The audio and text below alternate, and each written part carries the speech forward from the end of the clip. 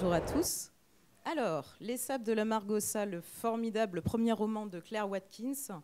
Donc, pour vous le résumer rapidement, nous sommes aux États-Unis, les réserves d'eau potable sont presque toutes épuisées, les États, ils se font la guerre entre eux, ils ferment leurs frontières et ils jettent les gens sur les routes. Du coup, on va suivre Ray, qui est un ancien déserteur, et Luce, une jeune femme qui est un ancien mannequin, qui a 25 ans.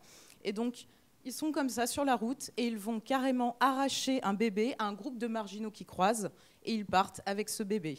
Donc comme ça fait un petit peu énième dystopie, mais pas du tout. C'est pas un énième sur la route. C'est un gros coup de cœur, je pense. Oui, Les Sables de la Margosa, mais merci Francis Geffard encore pour cette trouvaille américaine. Encore une. Grand livre, immense. Ça m'a fait penser, moi, à un autre grand livre paru l'année dernière, qui est un peu différent, mais on va voir qu'il y a des ponts. C'est Emma Cline avec Girls, vous vous souvenez? C'est un peu, au départ, pour la première partie de ce livre en tout cas, dans la chaleur californienne, il y a cette sensation, oui, justement, d'étouffement, de chaleur. On est poisseux en le lisant, on est plein de sable. Et puis, ça joue évidemment avec l'atmosphère aussi, qui est évidemment un peu pesante dans les circonstances qu'Anne-Sophie a évoquées, surtout que donc, c'est à l'ouest qu'il y a le moins d'eau, qu'il n'y a plus d'eau du tout, et à l'est, ça va encore à peu près. Donc toute l'idée, c'est de réussir à partir de l'ouest pour s'en aller vers l'est. Mais malgré ça, il y a Ray et Luce qui sont là dans une maison d'une starlette de Los Angeles qui est partie, qui a tout laissé, qui est partie à l'est, et eux, ils sont là, et puis ils vivent là-dedans, et ça crée une sorte de décalage, et ça donne aussi cette atmosphère très, très particulière. Anne-Sophie, je crois que tu as un extrait à nous lire pour nous montrer ça. Et puis c'est très intéressant que tu parles d'Emma Cline pour The Girls, parce que vous allez voir, là j'ai choisi un extrait bien particulier, mais ce qu'il faut bien comprendre pour ce roman, c'est que l'écriture est vraiment très forte, elle est audacieuse, elle est vraiment particulière, et il nous en reste quelque chose après lecture. On est un petit peu dérangé, il reste des couleurs, des sensations, des odeurs. Oui, c'est le livre qu'on écarte un peu de soi, on est un peu... Wow, parfois on est un peu gêné. Et c'est pour ça, là, il faut bien... Je vais vous lire un extrait. Bon. Mais excuse-moi. Je vais vous lire un extrait, il faut que je prenne mon souffle, parce que vous allez voir que c'est quand même un petit peu éprouvant. Mais vous allez voir, je ne vous en dis pas plus, sauf que ce qui est super sympa quand même, c'est que c'est arrivé, quand j'ai lu ça, j'ai su que la lecture allait vraiment être particulière, qu'il allait avoir quelque chose. Et vous savez quoi, c'était page 26. Le roman, il fait 400 pages, donc vous voyez qu'il reste quand même pas mal de bons passages après. Donc je reprends mon souffle. À ce stade, même selon une indulgente auto-estimation, Luce était totalement défoncée. Elle en prit la mesure tandis que le soleil d'entre les soleils plongeait dans le Pacifique et qu'elle se retrouvait pieds nus au centre d'un cercle de percussionnistes à secouer une boîte de Reebok remplie de décorations de Noël cassées en guise de tambourin, tout en agitant ce qu'elle avait de sain. Luce ne savait pas danser, elle n'avait jamais su. Mais ce rythme-ci était d'une simplicité éléphantine, comme le glou-glou des valves du corps, une musique égalitaire. Elle frappait lourdement des pieds le limon sec du canal. L'espace d'un instant, elle s'inquiéta pour Ray, puis laissa tomber. Il devait être parfaitement au courant de son état, comme d'habitude. Sans doute l'observait-il depuis la périphérie du cercle, sirotant la décoction maison à base d'eau salée dont elle s'était enfilée de grandes rasades toute la journée. Et pourquoi s'en serait-elle abstenue? Ils avaient piqué la riante Carmangia vert vif de la starlette, que Ray surnommait le melon, et ils étaient descendus de leur canyon vers la ville assoiffante et sa danse de la pluie, cohue d'habitués des transes et de punks à chiens qui glapissaient et s'ébattaient dans les canaux secs de Venice Beach, faisant sonner leur musique au-delà de la chenille bétonnée pleine de limons, de graffitis et de confettis d'ordures qui se tortillaient 4 fois entre les maisons proprettes. Ils s'étaient installés à l'ombre d'une passerelle à la rambarde blanche arrachée et Ray avait sorti un thermos de décoction, un sachet d'amandes et 6 gousses d'ail prétendument de Gilroy, même si ça faisait 10 ans que rien ne poussait à Gilroy. Un jour de joie, de fête et de plaisir, puisque l'argent voulait encore dire quelque chose à Los Angeles, même dans le chaos de la danse de la pluie, et que, bordel de merde, Luce Cortez en avait gagné un paquet d'argent à faire le mannequin sous le nom de jeune fille de sa mère, jusqu'à ce que son agence se carapate dans les brumes sordides de New York et qu'elle soit trop vieille pour qu'on la supplie de suivre le mouvement.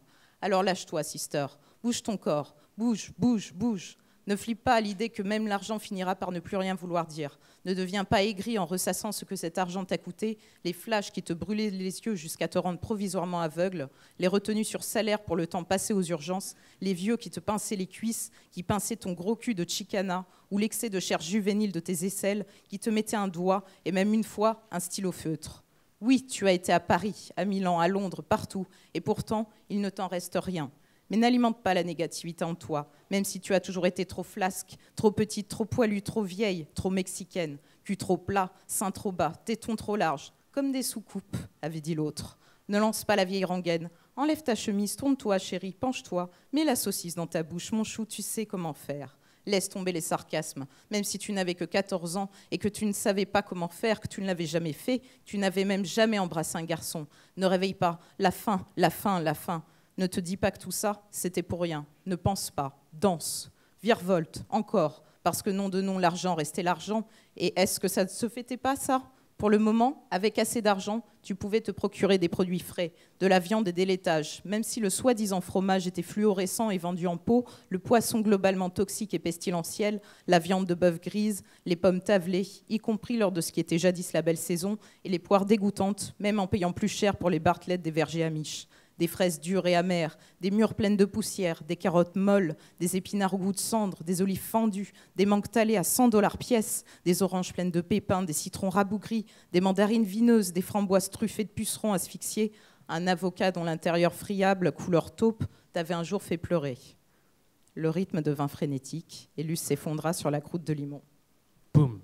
Ouais. Et ce qui est, dans le texte que tu as lu, tu parles de l'argent qui n'a plus cours à Los Angeles, alors que c'est quand même la cité de l'argent et une des cités du vice aux États-Unis.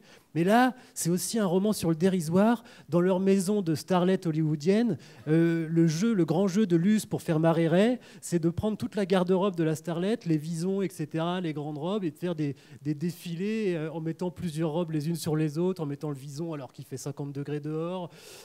Et ils se servent de sacs de luxe pour en faire un sac de provisions, d'un foulard Hermès pour faire une couche au bébé qui s'appelle Ig. Ben voilà, c'est aussi un roman sur le dérisoire et sur... Au fond, ce qui compte, c'est la survie. Là. Il n'y a plus que ça, quoi.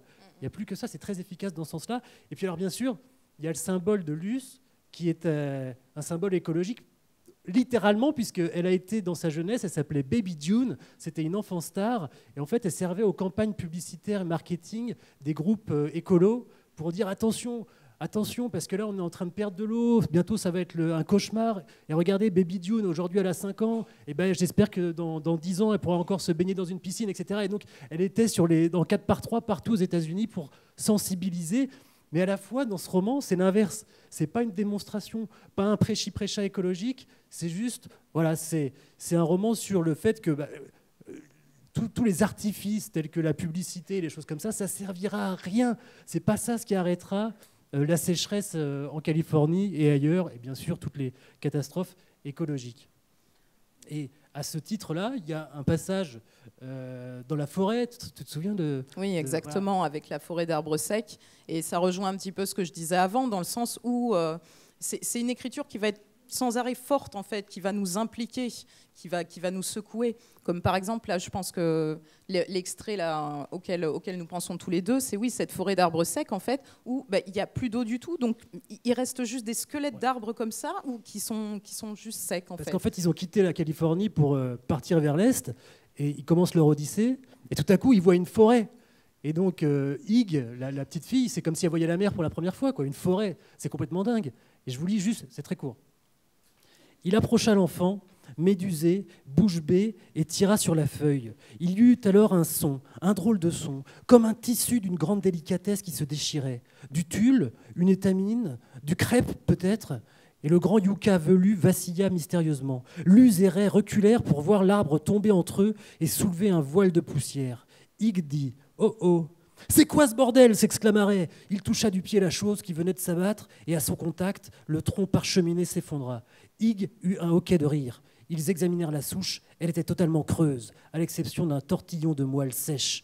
Luz poussa prudemment le tronc d'un autre grand yucca et lui aussi s'effondra, provoquant chez Ig un fou rire. Ils sont morts, tous, morts sans pourrir, faute d'humilité.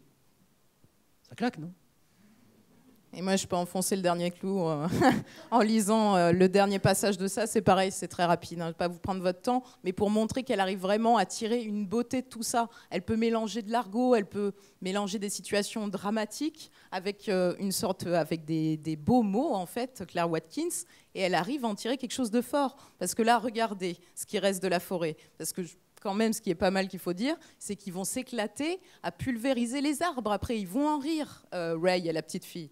Donc ils continuèrent ainsi, broyant de grands pans de la forêt en papier mâché, piétinant ces fragiles géants, pulvérisant leurs carcasses de cellulose grise et fantomatique, soulevant de gros nuages de poussière cendrée. La dessiccation vibrait dans leurs tendons, la destruction chatouillait leurs molaires. Ils finirent par reprendre leur souffle dans la clairière qu'ils avaient ainsi joyeusement créée, sans qu'aucune brise nocturne ne vienne rafraîchir leur corps en nage. Une immobilité surnaturelle s'empara d'eux. C'était la peur qu'ils avaient tenté de conjurer par le rire. Vous voyez, c'est quand même super fort et presque lyrique, en fait. Je vais conclure avec juste un dernier mot sur l'auteur. Claire Vay Watkins, c'est un vrai personnage. Elle est née en Californie, mais elle vit au Nevada et s'occupe de migrants qui sont un peu perdus, en rupture de banc.